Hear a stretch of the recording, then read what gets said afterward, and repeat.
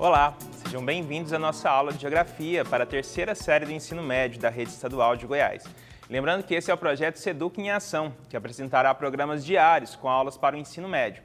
Eu sou o professor Alejandro e nosso tema de hoje é sobre globalização, conteúdo importante para os estudantes da terceira série do ensino médio e também para você que está se preparando para o Enem. Bem, na nossa aula de hoje, não só globalização, mas dentro de globalização, os blocos econômicos. Então, o conteúdo, a atual configuração do espaço geográfico mundial, com as habilidades de relacionar a globalização e a configuração atual do espaço mundial e identificar os polos e disputas de poder na ordem mundial atual.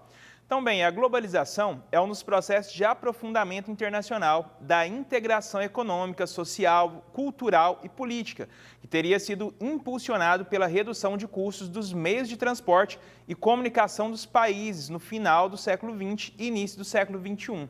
Bem, a globalização, como nós já vimos, a gente tem aí um avanço das tecnologias, principalmente da comunicação e do transporte, dando a impressão de um mundo cada vez menor, um mundo cada vez mais próximo. Então, são aqueles fenômenos que nós já citamos em outras aulas, né? Aldeia global e fábrica global. E aí a gente citou a divisão internacional do trabalho. Então, nesse mundo globalizado, a partir do século XV, nós temos uma divisão internacional do trabalho, onde cada grupo de países ele vai ter uma função, né, específica na economia mundial.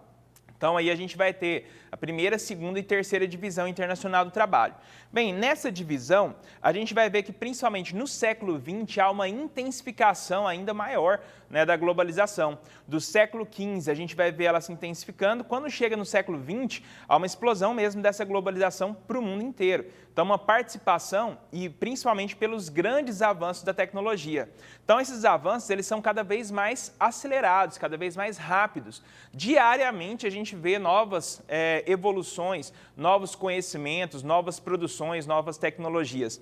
Então, a partir do século XX, principalmente pós-Segunda Guerra Mundial, há uma intensificação aí desse avanço tecnológico e, proporcionalmente, vai ter também um avanço desse sistema globalizado. Na Segunda Guerra Mundial, a gente já vai ver vários avanços acontecendo, principalmente na questão bélica.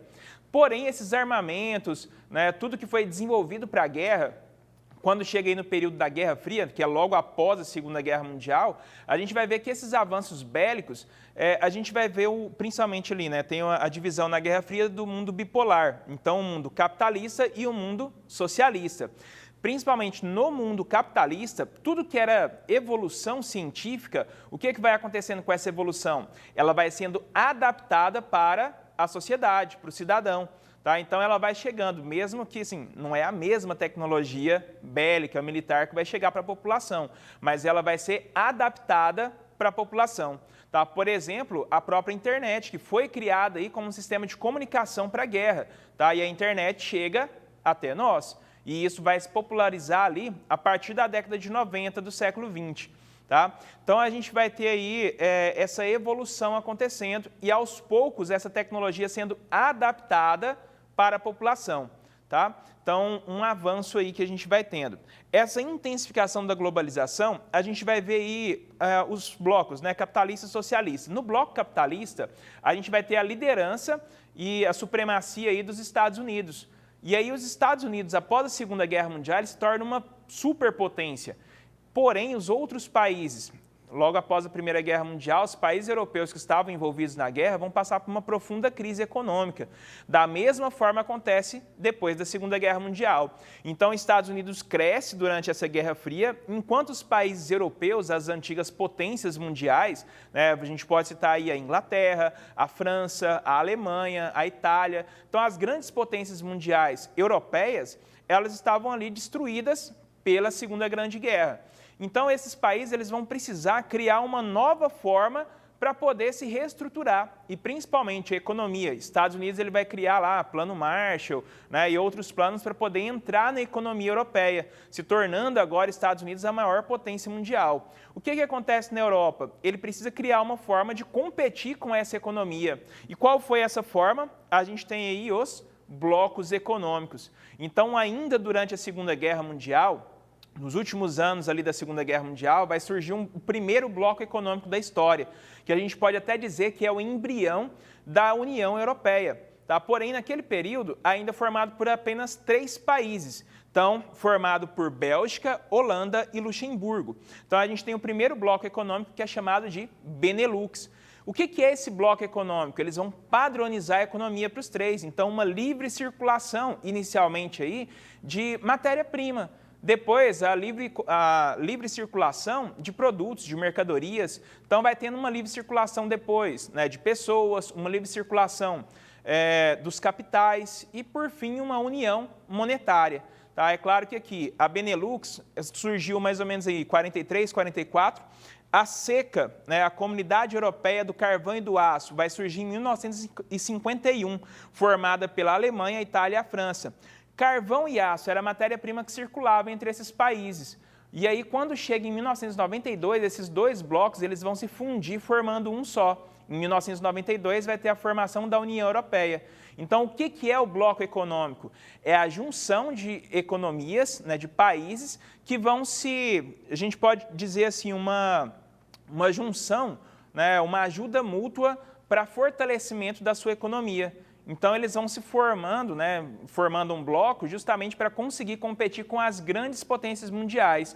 E esse bloco econômico ele começa a se fortalecer e vai justamente de frente ali, economicamente, né, vai de frente ali com a superpotência que é os Estados Unidos. Tá? Então, a gente vai ter essa formação fortalecendo a economia. Bem, os blocos econômicos eles podem ser de 4 tipos. A gente tem os blocos econômicos de livre comércio, união aduaneira, mercado comum e a união econômica e monetária. A zona de livre comércio, a gente tem um exemplo aí que é o NAFTA. Então, o NAFTA, o Acordo Norte-Americano de Livre Comércio, o que ele é? Né? O que a zona de livre comércio é? Uma livre circulação de mercadorias e capital. Então, semelhante ao que era lá a Benelux e a CECA. Tá? Então, a mercadoria vai circular, o dinheiro vai circular, máquinas vão circular. Então, a gente vai ter ali uma livre circulação, inclusive, de mercadorias acontecendo, né, nesse processo. Já a união aduaneira, a gente tem aí uma tarifa externa comum, ou seja, os países membros daquele bloco, eles vão ter uma tarifa comum. Quando ele vai negociar com países de fora do bloco, as tarifas são as mesmas. Tá? Então, por exemplo, aqui o Mercosul, tá? O maior exemplo de união aduaneira. A gente vai ter esse mercado comum do Sul, ele sendo formado inicialmente por Brasil, Argentina, Uruguai e Paraguai. Na formação desse bloco, se a Argentina, por exemplo, ela quer ter relações econômicas com outro país fora do bloco do Mercosul, por exemplo, com os Estados Unidos, a tarifa para o produto, para a mercadoria estadunidense entrar na Argentina é a mesma tarifa no território brasileiro. Ou seja, esse bloco ele vai competir de igual para igual e a união entre eles vai fortalecer o mercado interno, ou seja, um mercado regional. Tá? Então, dessa forma, ele consegue ir crescendo economicamente e muitas vezes bater de frente com grandes economias do mundo. Certinho? Lembrando que o Mercosul, esses são os 4 principais, né, os que originaram o Mercosul. Quase todos os países da América do Sul integraram aí o Mercosul, mas é claro que com algumas divergências políticas a gente vai tendo em alguns momentos alguns países sendo retirados, né, do bloco econômico e outras vezes, quando ele vai se encaixando ali na política daquele mercado, ele vai ser reintegrado a esse mercado. Tá? O Mercosul ele já passa por alguns avanços, tá? Então ele já pode ali em alguns aspectos ser comparado com o mercado comum. Então, aliás, mercado comum do Sul, justamente a intenção da formação desse bloco é de ter um mercado comum. Ele tem a intenção de padronizar leis trabalhistas, as legislações econômicas, além da livre circulação de pessoas e empresas nacionais. A gente já vê, né, a facilidade que é de circular dentro do Mercosul. Até mesmo uma das últimas medidas aí do Mercosul, que a gente viu o grande impacto, foi a questão das placas nos carros. Né? Então, o carro com a placa do Mercosul, ele já pode ter uma circulação facilitada entre os países do bloco. A gente já vê a educação, né? Tem pessoas que muitas vezes saem daqui para poder fazer faculdade no Mercosul e tem uma facilidade nisso, inclusive da aceitação do diploma no Mercosul. Tá? Então, formou dentro do Mercosul, vai ser aceito aí dentro do mercado no Brasil. Tá? Ou às vezes alguma alguma provinha para ter esse certificado, tá? Para poder entrar no mercado brasileiro e ser aceito. Mas já há uma facilidade para esses estudos, para essa circulação. E é para cá que a gente está caminhando, tá? O Mercosul, o Mercado Comum do Sul, tá? É o principal bloco econômico que o Brasil faz parte, beleza? A União Econômica e Monetária só existe um exemplo no mundo, que é a União Europeia. A União Europeia, ela tem todos os outros requisitos que a gente já viu, e além deles, a gente tem uma união monetária. Então, aí é a adoção do euro, ou seja, uma moeda única. Então, a adoção de uma moeda única e criação de um banco central do bloco. Então, assim, o Brasil ele tem o seu banco central. Na União Europeia, não é cada país com o seu banco central, tem uma união entre eles. Então, um banco central para o bloco econômico na União Europeia. Tá? A União Europeia, como eu falei para vocês, em 1992 ela vai surgir, tá? E ela surge da fusão entre os dois blocos, a antiga Benelux com a CECA. Então, esses dois blocos se unem, se fundem e cria aí a União Europeia. Atualmente, a União Europeia tem 27 membros, tá? E tem a moeda única, que é o euro. Desses 27 membros, a gente tem visto falar muito sobre a questão do Brexit. O que é isso? A gente vai ter aí justamente a saída do Reino Unido, tá, desse bloco. Então, reduzindo aí, é claro, não são mais 27 membros, a gente tem o Reino Unido saindo. Então, de 2017 a 2020, isso por conta da última crise econômica, o Reino Unido fez a opção por sair do bloco da União Europeia, sendo a primeira vez que isso acontece na história. E aí, para poder sair, não foi de uma vez assim o rompimento. Então, de 2017 até o ano atual, 2020, a gente vai ter um processo para que o Reino Unido ele pudesse sair. E até mesmo para que o Reino Unido ele pudesse criar também algumas estratégias para não cortar de uma vez a ligação com a União Europeia. Então, para poder ainda manter alguma relação econômica com essa União Europeia. E aí, em janeiro desse ano, nós temos a retirada, né, do Reino Unido da União Europeia. Então, saindo do bloco. Tá? Esse bloco, por ter uma união monetária, quando passou por crise econômica, a gente teve algumas dificuldades para superar essa crise. Então, foi o que impulsionou o Reino Unido a sair do bloco. Tá? É claro que isso não impede de futuramente ele entrar de novo para o bloco. Uma das dificuldades também do bloco econômico na União Europeia é a questão econômica, ele é muito grande. Então, 27 países com realidades muito diferentes. Tá? Então, a gente vai ter países com economias muito elevadas, países muito desenvolvidos, outros países medianos e países, inclusive, subdesenvolvidos.